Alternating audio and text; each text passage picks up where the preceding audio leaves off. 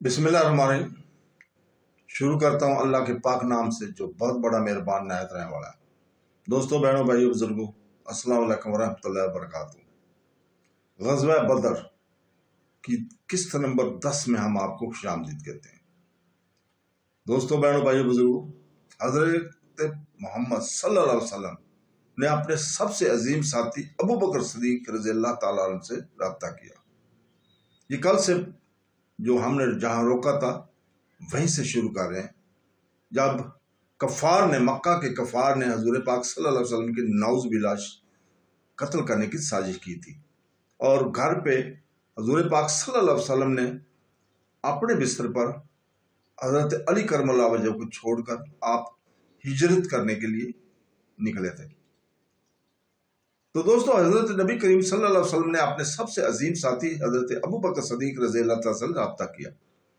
ताकि दोनों किसी ऐसी तजवीज़ पर मुत्तफ़िक़ हो जाएं जिसके मुताबिक वो मक्का को छोड़कर मदीना चले जाएं। आपने ये प्रोग्राम इस जालमाना करारदाद की इतला के बाद बनाया जिसे मक्का की पार्लियामेंट ने आपके खिलाफ पास किया था। आप इस गर्ज के लिए हजरत सिद्दीक़ अकबर के घर गए क्योंकि हिजरत की कार्रवाई हजरत मोहम्मद सल्लल्लाहु अलैहि वसल्लम की निस्बत से एक बड़ी जानबाजी का काम था, इसलिए इसको नहायत पोशीदा रखा गया। यहाँ तक कि आप हजरत सिद्दीक़ अकबर के घर पर प्रोग्राम तय करने के लिए मशवरे के वास्ते पहुंचे तो आपने इनसे फरमाया कि जो लोग भी आपके पास मौजूद हैं आप इन्हें बाहर चले जाने का हुक्म दें ताकि इस अहम मौजू पर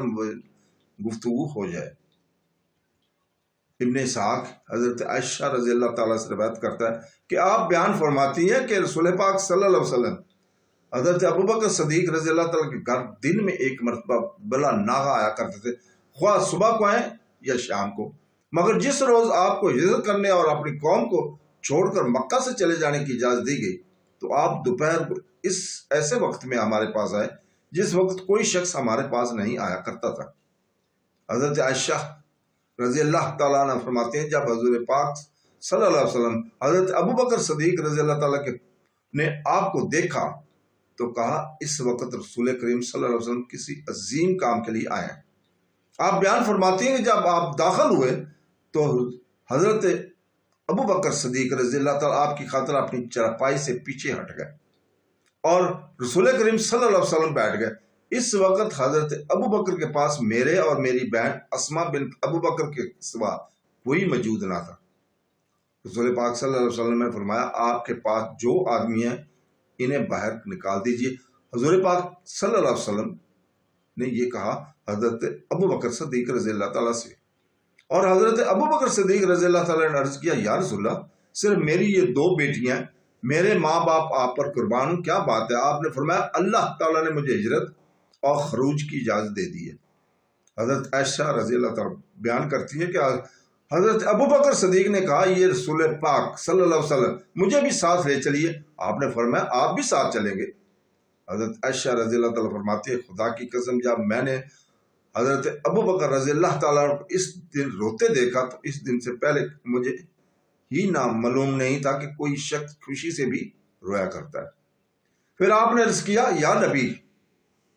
ये 2 ऊंटनियां हैं, मैंने इन्हें इस काम के लिए तैयार किया हुआ है। बस आप दोनों ने अब्दुल्ला बिन औकत को रास्ता बताने के लिए किराए पर हासिल किया। ये शख्स बनी अदायल बिन बकर से था और मुशरिक था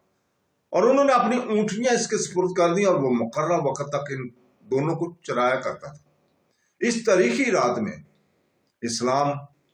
तारीख़ इस्लाम में एक अजीम इनकलाब का आगाज हुआ जब कुरैश ने अपने जुमा और लीडरों के साथ रसूल पाक सल्लल्लाहु अलैहि वसल्लम के मकान का घेराव किया। हमला करने के लिए सुबह के इंतजार में थे ताकि कुरैश की पार्लियामेंट की करारदाद को नाफिज कर सके। मोहम्मद सल्लल्लाहु अलैहि वसल्लम और आपके साथी हजरत सिद्दीक़ अकबर पिछले दरवाजे से आखिरी घर को छोड़ रहे थे ताकि जल्दी से तुलू फजर से वक़्त ही मक्का से निकल जाए। हजरत मोहम्मद सल्लल्लाहु अलैहि वसल्लम नबी करीम सल्लल्लाहु अलैहि वसल्लम को इल्म था कि जब कुरैश को सिर्फ इतना ही पता चला कि आप मक्का से रूह पेश हैं तो वो आपकी तलाश में बड़ी कोशिश करेंगे। इसी तरह आपको भी ये इल्म था कि सबसे पहले मरहला में नजरें जिस रास्ते की तरफ होंगी वो मदीना के शहरा है جو شمال کو جاتی ہے تاکہ وہ کھوجیوں کی نگرانی میں رہے۔ آپ نے ایسا راستہ اختیار کیا جس کے متعلق مستبد تھا کہ قریش اس کی نگرانی کے متعلق سوچ بھی نہیں سکتے، خصوصاً تلاش کے لیے پہلے مرحلے میں، اور وہ مکہ کی جنوب میں ہے اور یمن کو جاتا ہے۔ بس حضرت محمد صلی اللہ علیہ وسلم، نبی کریم صلی اللہ علیہ وسلم کفار مکہ کو بے خبر رکھنے میں کامیاب رہے، اور بغیر اس کے کہ آپ کے دشمنوں میں سے کسی کو معلوم ہو کہ آپ کہاں گئے۔ آپ نے مکہ سے بہت بڑی مسافت طے کر لی۔ اس تجویز کے پہلے مرحلے میں کامیاب ہونے کے ساتھ ساتھ رسول پاک صلی اللہ علیہ وسلم نے اس امر کا بھی جائزہ لیا کہ تلاش اور تعاقب کی کارروائی کس طرح بڑھ گئی اور اس کا حلقہ کس طرح وسیع ہو گیا ہوگا، اور تمام وہ علاقہ جس میں آپ ہجرت کے لیے چلے تھے زیر نگرانی ہوگا۔ لہٰذا اس تاریخی رات کو صبح کو رسول پاک صلی اللہ علیہ وسلم نے مسلسل سفر جاری رکھنے کو وقتی طور پر روک دیا تاکہ لوگ پرسکون ہو جائیں اور وہ زماں مکہ کو جوش میں ٹھنڈا پڑ جائے، اور آپ نے اپنے ساتھی حضرت صدیق اکبر کے ساتھ اسی غار میں چھپنے پر اتفاق کیا جو اس پہاڑ میں واقع ہے، جو کہ مکہ کی جنوب میں ہے، اور اس کا نام غار سور ہے۔ جب قریش کو یقین ہو گیا کہ رسول پاک صلی اللہ علیہ وسلم ان کے قبضہ سے نکل گئے اور ان کی سازش کے شر سے بچ گئے ہیں، تو ان کے ہوش اڑ گئے اور وہ نہایت شرمندہ ہوا، اور ان کے زماں کو وہ عظیم خطرہ مجسم ہو کر نظر آنے لگا جو نبی کریم صلی اللہ علیہ وسلم کہ ان کے ہاتھ سے نکل جانے کے نتیجے میں ان کے بت پرستانہ وجود کو خوفزدہ کر رہا تھا، اور آپ کے قتل پر ان کے اصرار کا مقصد آپ کی ذات کو قتل کرنا نہ تھا بلکہ اس سے بڑھ کر آپ کی دعوت کو ختم کرنا تھا۔ اس وجہ سے انہیں معلوم تھا کہ آپ کے صحیح و سالم یثرب پہنچ جانے کا مفہوم یہ ہے کہ مدینہ میں حضور پاک صلی اللہ علیہ وسلم کی کمان میں ایک طاقتور، منظم اور مسلح فوج ان کے مقابل میں اسلام کی حمایت میں کھڑی ہوگی، اور ان کی مکہ اور شام کے درمیان ہونے والی تجارت کو شدید خطرہ لاحق ہوگا، اور خود مکہ بھی مدینہ کی مسلح جنگ کی زد میں ہوگا، اور وہ قریش کے بت پرستانہ وجود کو اڑا کر رکھ دے گی۔ اس لیے زمائے مکہ نے ہر ممکن وسیلہ سے حضور پاک صلی اللہ علیہ وسلم کو یثرب پہنچنے سے روکنے کے لیے فیصلہ کن اور مؤثر اقدامات کرنے کے لیے فوری طور پر ایک ہنگامی اجلاس منعقد کیا، اور جلد ہی مکہ کی پارلیمنٹ نے فیصلہ کر لیا کہ رسول پاک صلی اللہ علیہ وسلم اور آپ کے ساتھی کو ہجرت سے روکنے اور ان دونوں کی رفتار کرنے کے لیے مکہ کے تمام راستوں کو مسلح فوجوں کی نگرانی میں دے دیا جائے، خصوصاً ان راستوں کو جو مدینہ جاتے ہیں۔ اس طرح مکہ کی پارلیمنٹ نے اس فیصلہ پر بھی اتفاق کیا کہ جو شخص